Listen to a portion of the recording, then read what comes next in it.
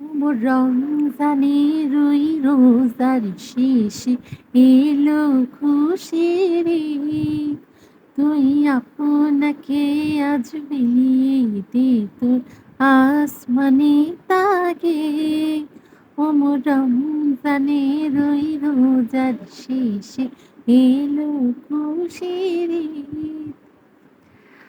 চলে আসলাম বন্ধুরা অনেকদিন পর রমজানের রোজার ঈদের ব্লগ নিয়ে। তো অনেকদিন পর আসলাম আপনাদের সাথে একটা ভিডিও শেয়ার করতে, এবং সেটা হচ্ছে রমজানের ঈদকে কেন্দ্র করে।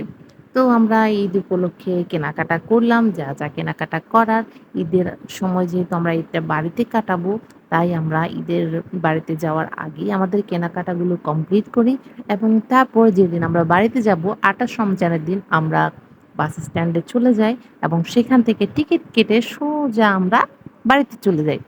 এবং এই যে রাস্তাঘাট টুকটাক আমরা বাড়িতে যাওয়ার জন্য ১ম এ আব্দুল্লাহপুর থেকে যাওয়ার কথা ভাবলাম। তো সেখানে গিয়ে দেখি মানে টিকিটের নাই, টিকিট পাওয়া যাচ্ছে না। তো পরে একটা আ প্রাইভেট কার ভাড়া করে আমরা সায়দাবাদ চলে যাই, এবং সেখান থেকে আমরা আমাদের গ্রামের বাড়ির উদ্দেশ্যে যাত্রার টিকিট পেয়ে যাই, এবং খুব সহি সালামতে খুব সুন্দরভাবে আমরা আমাদের জার্নিটা কমপ্লিট করি, এবং সুন্দর এই পরিবেশ, মনোরম পরিবেশ দেখতে, দেখতে আমরা কাঙ্ক্ষিত সময়ের মধ্যে বাড়িতে চলে যাই।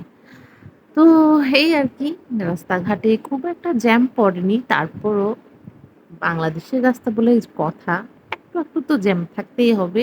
তারপরেও ভয়ে ছিলাম যদি অতিরিক্ত জ্যাম পড়ে তাহলে এদিকে গরম, আবার একদিকে জ্যাম, সব দিক মিলিয়ে কিন্তু খুবই নাজেহাল অবস্থা হয়ে যাবে। তো আল্লাহকে ডাকতে, ডাকতেই গিয়েছি।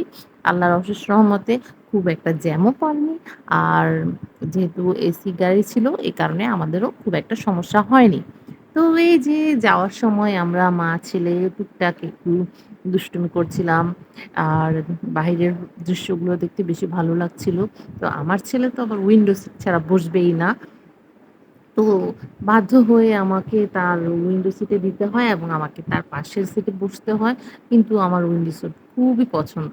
কিন্তু কিছুই করার নেই। মা যেহেতু, তখন তো সন্তানের জন্য একটু স্যাক্রিফাইস করতেই হয়। তো এই আরকি।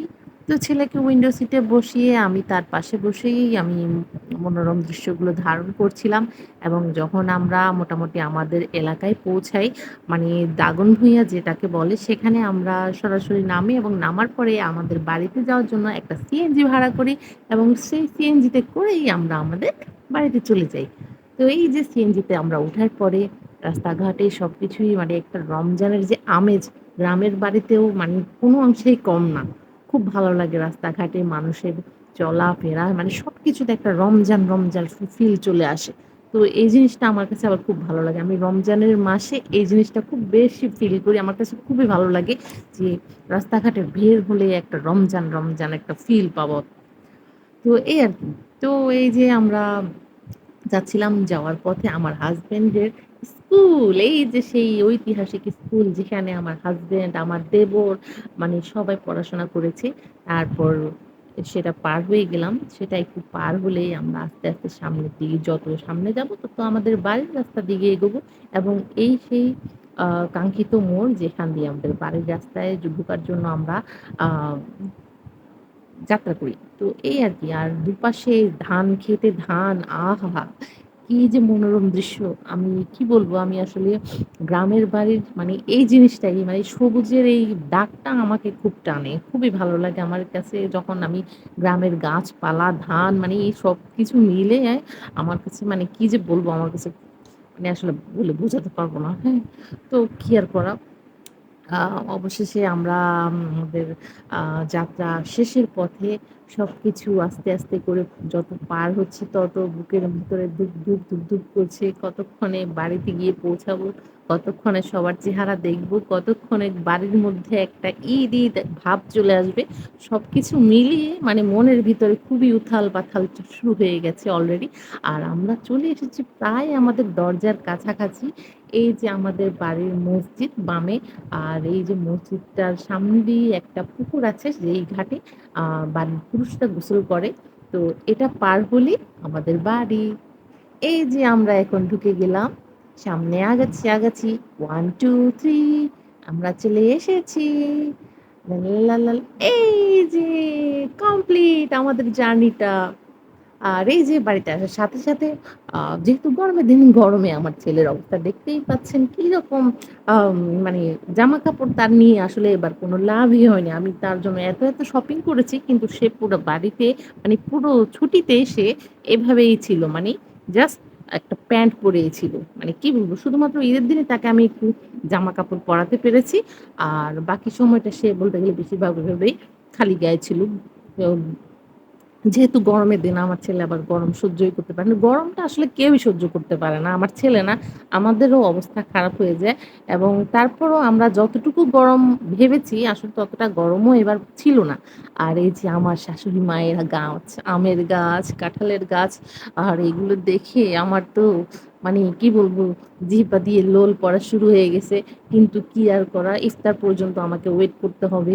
তাড়াতাড়ি করে গিয়ে আমি আগে দেখলাম কোথায় কি আছে, গাছে কি আছে, কোন গাছে কি ধরলো, কতগুলা ধরলো এগুলো দেখে তারপরে যেয়ে মনকে একটু সান্ত্বনা দিলাম এবং আশপাশের গাছে কি আছে তাও দেখে নিলাম। তারপর দেখলাম পিছনের বাড়ির আবার ওনাদের আ দোতলা করেছে ওটার উপর থেকে আবার আমাদের গাছ থেকে আবার ফল পাড়া যাবে সেটা দেখে তো আমি আরো খুশি। যেহেতু উপরের গাছের মানে গাছের আগারগুলো যেহেতু আগে কখনো নিতে পারতাম না, এবার পাশের ছাদে গিয়ে আগাছার ফলগুলো খুব ভালো করে নিতে পারবো। সেই খুশিতে আমি তো আরো শেষ। তো এই যে আমার শাশুড়ি আম্মার গাছের কাঁঠাল আহাহাহা! কখন যে খাবো এগুলা? মাশাআল্লাহ, মাশাআল্লাহ ধরছে কিন্তু এবার অনেক। তারপরে এই যে আমার ছেলে আবার আমার সাথে, সাথে তো সারাক্ষণই থাকে চেলার মতো। আর আমি তো এগুলো দেখে আনন্দে আত্মহারা। আর কখন সন্ধ্যা হবে, কখন ইফতার করব, কখন ইফতারের পরে এই আমগুলোকে নিয়ে আম মাখা খাবো। আমি তো শেষ। আমি আর পারছি না। অনেক কষ্ট করে নিজেকে কন্ট্রোল করে রেখেছি যে আম ইফতারের সময় হোক। তাড়াতাড়ি করে আমি আমার শাশুড়ি আম্মার কাছে গিয়ে বললাম, "আম্মু কোন গাছের আম খাওয়া যাবে? তাড়াতাড়ি করে আম কয়েকটা পাইড়া রাখেন। আমি ইফতারের পরে কিন্তু আম মাখা খাবো।" তো যে বলা সেই কাজ শাশুড়ি আম্মা, বৌমার আবদার তো না রেখে উপায় নেই। তো সাথে, সাথে তিনি ছাদে চলে গেলেন এবং সেখান থেকে আমাকে ২ টা আম নিয়ে দিলেন। তো বললেন, "এই যে এগুলো ইফতারের পরে তুমি তোমার ইচ্ছামতো আম মসলা দিয়ে মাখিয়ে খেয়ে নিও।" তো এই আরকি। তো খেয়ে নিলাম এবং পরের দিন আবার হচ্ছে চাঁদ রাত। তো চাঁদ রাতের দিন আমরা আবার যখন চাঁদ দেখা শেষ হলো, এরপরে আমার ছেলে, আমার ভাতিজি মানে আমার দেবরের মেয়ে, তারপরে আমার ভাসুরের মেয়ে সবাই মিলে খুবই আনন্দ উচ্ছ্বাসে মানে মেতে উঠেছে বাড়ির আঙিনাতে। দৌড়াদৌড়ি, ঝাপাঝাপি আর ওদের এগুলো দেখতে না আমার কাছে এত, এত ভালো লাগে। আমি তাদের মানে যতটুকু পেরেছি তাদের মোমেন্ট গুলা ক্যাপচার করে রেখেছি। তো মেহেদি-টেহেদি দিয়ে দিলাম। তারপরের দিন ঈদ ছিল। ঈদের দিন আসলে কোনো ভিডিওই করা হয়নি। কি বলবো? অতীব দুঃখের বিষয়। এবার ঈদের দিন আসলে এতই ব্যস্ত ছিলাম। আর কি নিয়ে ব্যস্ত ছিলাম সেটা নিয়ে আপনারাও মানে শুনলে আপনারাও হাসবেন। কখনো আজকে আমার বিয়ে হয়েছে প্রায় ৯ বছর হয়ে গেছে। আর এই ৯ বছরে কখনোই আমি এই বাড়ির বাহিরে মানে আমাদের বাড়ির আশেপাশে যে ঘরগুলো আছে কোথাও যাওয়া হয়নি বা যাওয়ার সুযোগ হয়নি। শাশুড়ি আম্মা বললেও কখনো ওভাবে যাওয়া হয়নি। তো এইবার আমাদের পাশের বাসার এক ভাবির আ কারণে সেই সৌভাগ্যটা হয়েছে প্রায় ৯ বছর পর আমরা পুরো বাড়িতে ঘুরতে পেরেছি। সবার ঘরে গিয়ে সবার সাথে ঈদ মোবারক বা ঈদের যে শুভেচ্ছা বিনিময় করতে পেরেছি মানে কি বলবো? আমার জীবনে মানে বেস্ট ঈদ ছিল এটা ২০২৪ সালের ঈদ উল ফিতর। আমি কখনো ভুলব না। খুবই ভালো লেগেছে এবং সব ভাবিদের সাথে এক হয়ে সব চাচি আম্মা, সব চাচি শাশুড়ি, তারপরে সবার সাথে মানে এবারের ঈদটা আসলে প্রচুর জমে উঠেছিল। তো এই যে